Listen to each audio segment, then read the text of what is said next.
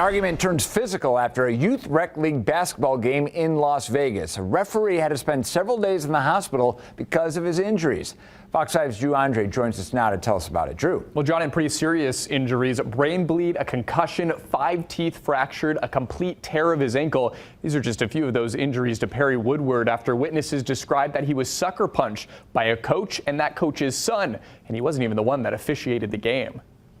I show up to do my 2-game set, and I'm working with a familiar coach. I figured worst case, there'll be slight confrontation, but nothing serious. And it was everything but.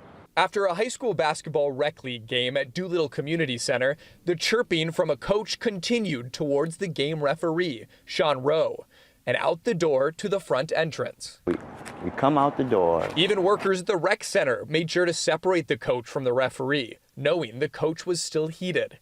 Rowe's friend and fellow referee, Perry Woodward, stood by to make sure his coworker was going to get out of the parking lot safely. Rowe says that coach and his wife continued to escalate the conflict. Walking in between the Doolittle staff that separated us, and she lunges at me. As wife lunges at me, I throw my hand up and I take a step back. Then, just moments later, Rowe says the target changed, and the coach and his son both ran towards Woodward and punched him in the face. Taking a swing at Perry, and I blink, and they connect with him. They connect with Perry. I blink, and then I hear a loud thump. Woodward, a veteran referee of 20 years, even most recently an official at a state championship game, is still in the hospital with another surgery to go from his fall. Doctors say he's lucky to be alive. We have constant threats towards us all over town doing games.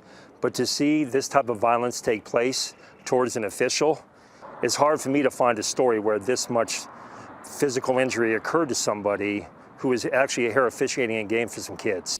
Christosic said violence toward referees around the country is on the rise. At the same time, they're having a harder time finding people to work as refs. The last couple of years, these instances are increasing every year. And quite honestly, unless they stop, without officials, we're not going to have games. The officials say this has to be a lesson, that it's just a game. We got to stop that. Everybody, we have to stop. And city officials confirmed that one man, we know that was the father, was arrested, and 2 others, the mother and teenage son, were cited.